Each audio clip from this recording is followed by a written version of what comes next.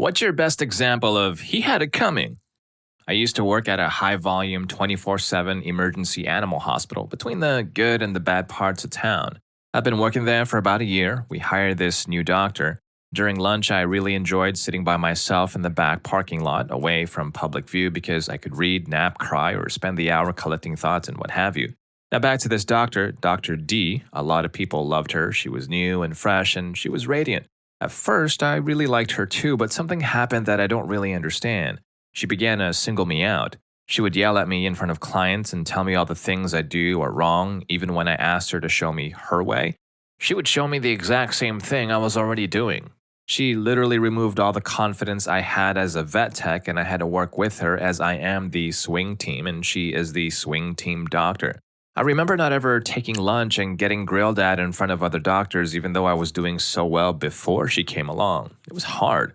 I was struggling really hard to please her while holding my composure. Anyway, when it's low rush times, coworkers and I would banter about things. She would always tell me, only me, to shut up. If it's not about animal medicine, then I can't talk. Moving on, I was on lunch break. A bunch of kids, ages 18 to 20, were jumping a gate into our back parking lot. I called the hospital to send out a male tech to escort me back to the hospital as the ruffians were smoking and looking in people's cars. I came back in with a tech and we called the police. I was really scared, telling everyone to make sure their doors were locked.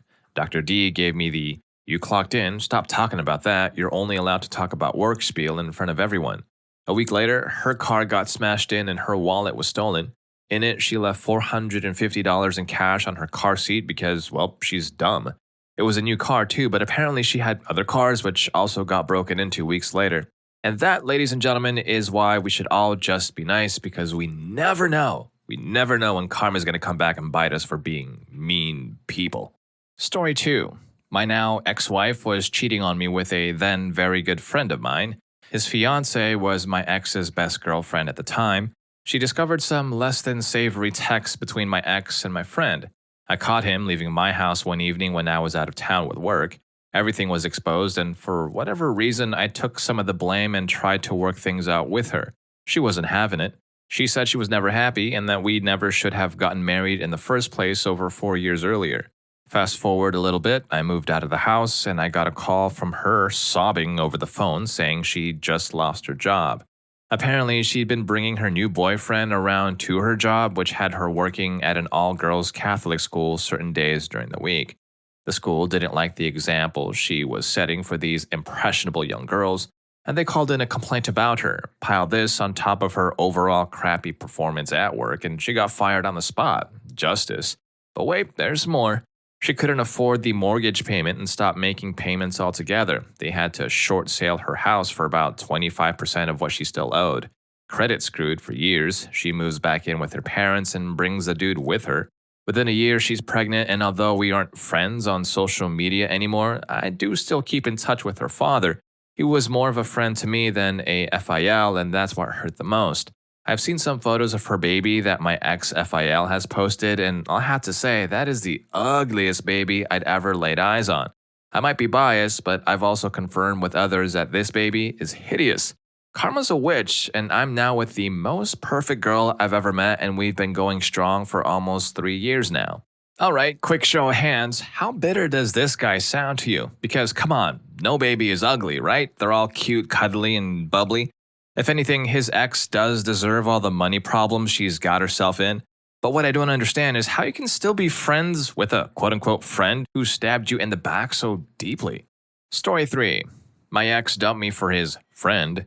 He gaslighted me repeatedly whenever I'd voice out my concerns about his growing closeness with her, only for me to find out that he already started dating her not even 2 months after he dumped me.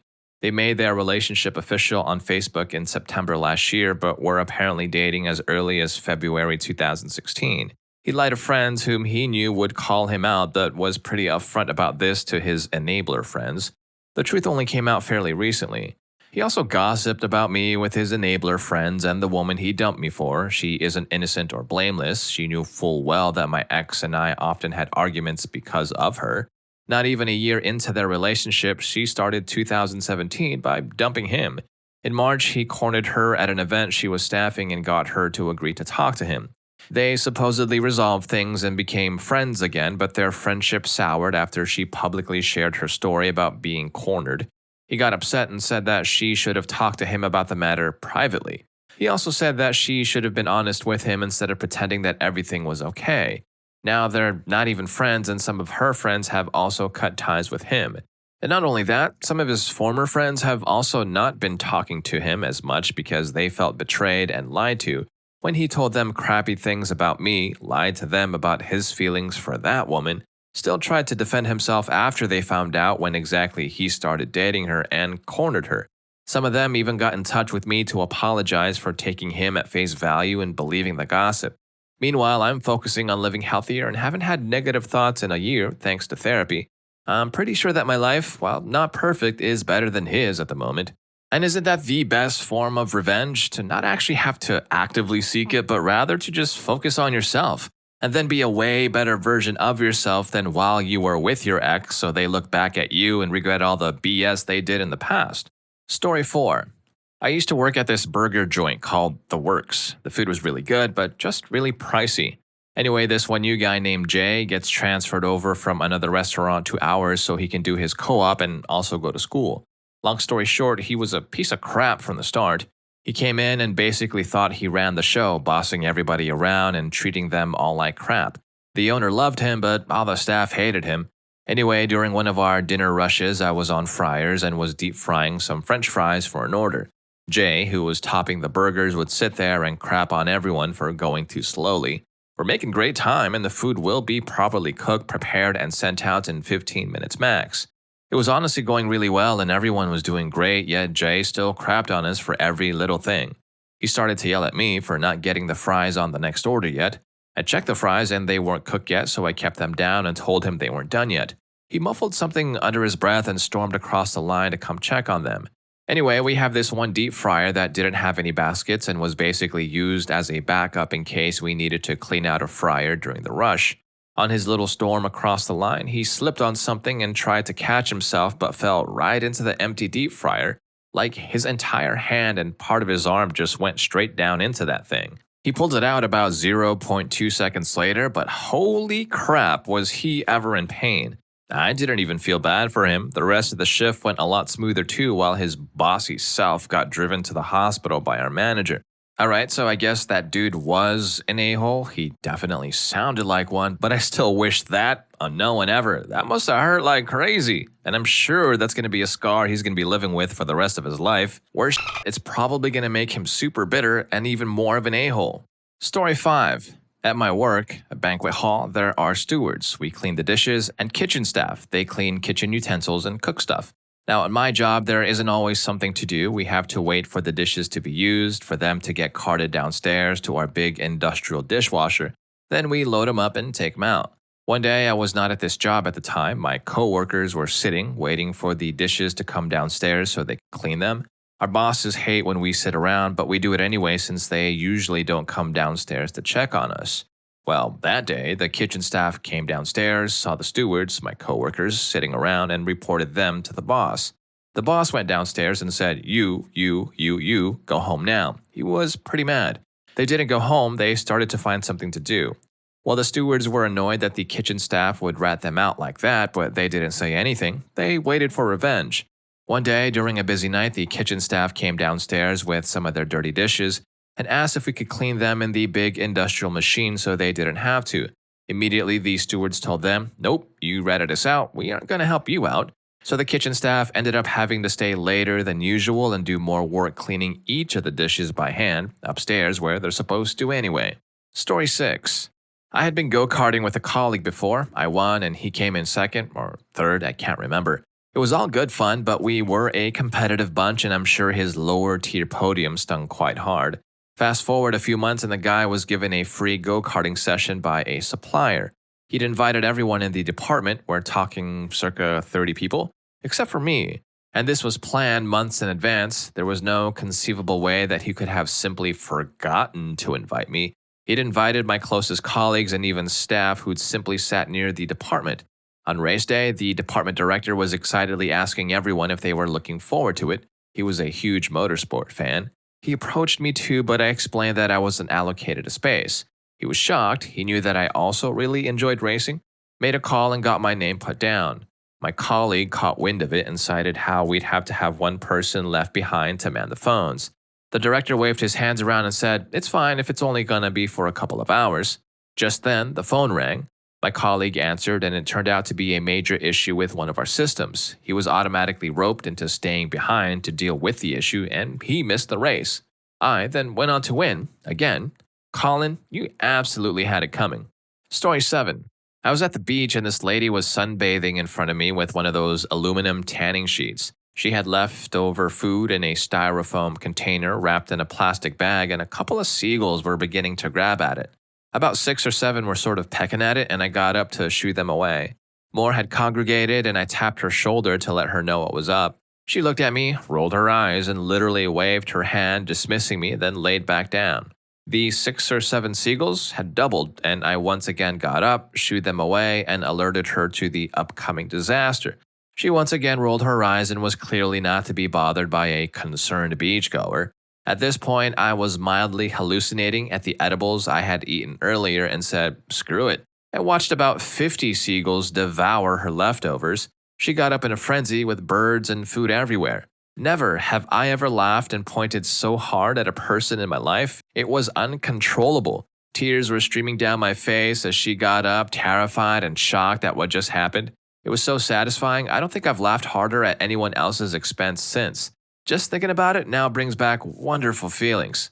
Yes, the wonderful joy of the after effects of an edible paired with sweet, you had it coming, witchy woman. It wasn't mentioned, but I'm also pretty sure that besides birds and food everywhere, there must have been some bird poop left behind as well, or better yet, on her too. Story 8. I came from a pretty large school that was very competitive in academics. I finished 51 out of 650, and I was very happy with that. The valedictorian, who I barely knew, said to me the week of graduation that she didn't know how she didn't have more competition. High school is so easy. Then she said, take you, for example. You're pretty smart, but you set yourself back in life by not trying to be valedictorian. You couldn't get into an Ivy League with your rank, and my valedictorian title got me everywhere. On top of that, my best friend was getting paid to write essays for people, and I knew Miss Pompous valedictorian bought many from her.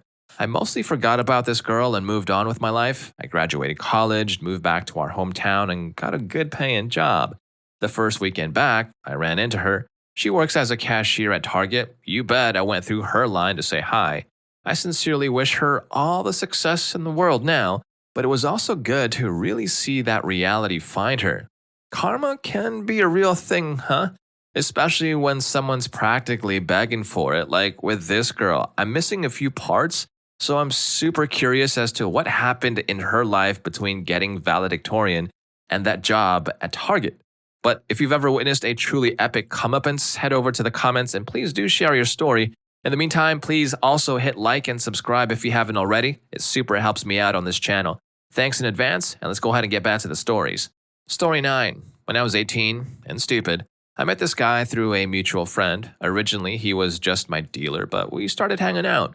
Eventually, they became FWBs, which was fine with me until all of a sudden those benefits started including stealing my money, making me fund his grass purchases so he could sell, being his personal chauffeur, and being his shoulder to cry on when he had issues with his girlfriend, whom I didn't know about.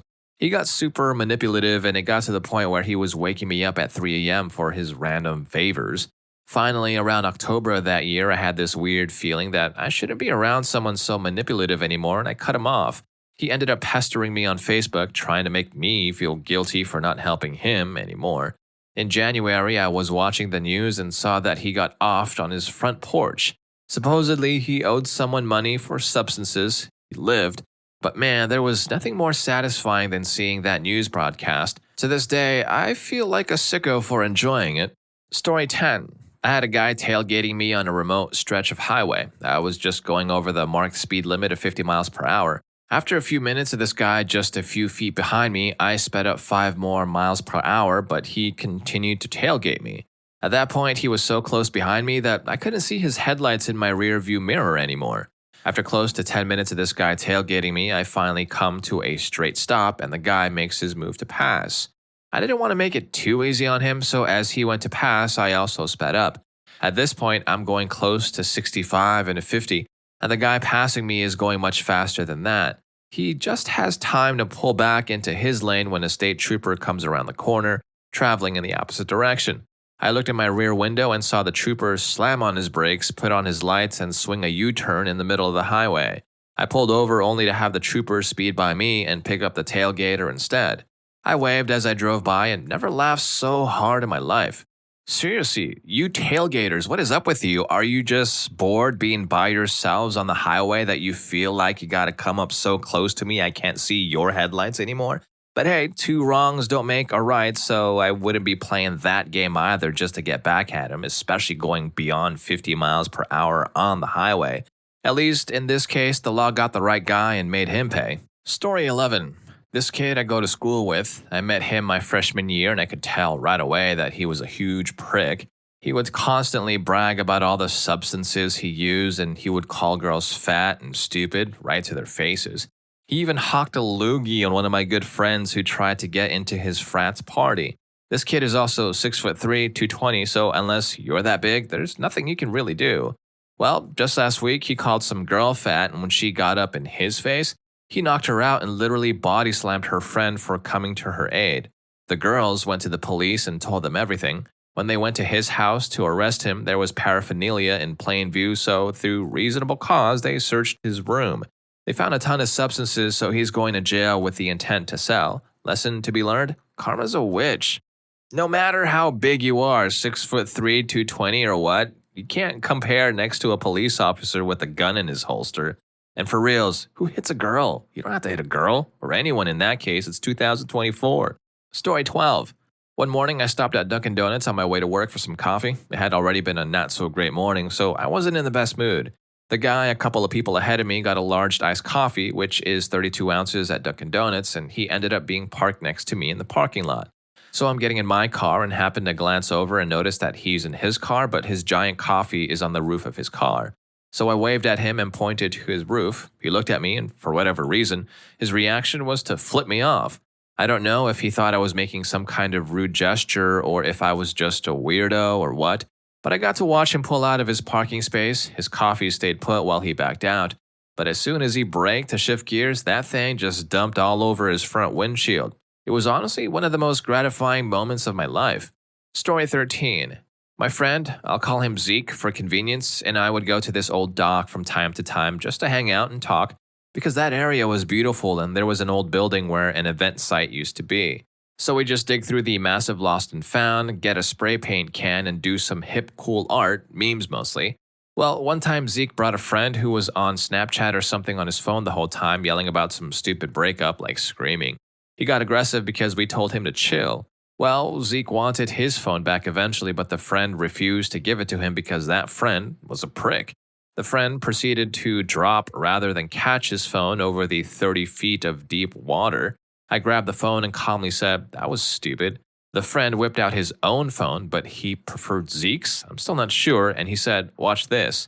He dropped the phone, missed the catch, and it sank into the pure brown water, disappearing quicker than the kid could open his mouth to scream. Story 14. The kids in my neighborhood, including me, like to toss snowballs at passing cars. One day, a guy in a purple pickup truck drove by and we lit him up with 4 or 5 little snowballs. About 2 minutes later, the same truck comes back up the road, revving the engine loudly. He zooms by and his arm comes out the window holding a snowball about the size of a soccer ball. Somehow, he nailed the neighbor kid right in the chest with that snowball. The kid crumpled to the snow from the impact. We heard him laughing as he drove away. I never saw the purple truck again. Don't throw snowballs at cars. It's more dangerous than it seems for the drivers. I still feel like a tool when I remember, even though I was only 11 or so. Story 15. A few years ago, I was out at a pub with some friends for my birthday. A few of them were sitting outside and my best friend coughed. This apparently infuriated a girl sitting nearby and her boyfriend just started roughing my best friend up. Female, by the way, and her boyfriend. My best friend is a little scrapper, so she can hold her own in a fight if she needs to. But the guy is the one throwing the majority of the punches. The police obviously got called and the guy legged it before they arrived. The police took statements from my friends and started trying to find the guy in order to arrest him. But even after a few weeks, they still hadn't found him. My best friend got a call from the police soon after to say that they had arrested the guy. It turned out they hadn't been able to find him because he was running away from the pub that night. He tried to jump a high fence and fallen, resulting in a 6-week coma. Story 16. This was years ago in high school, but I remember this football jock who was your typical jerk to everyone, just because he was stronger, cooler, and all that jazz.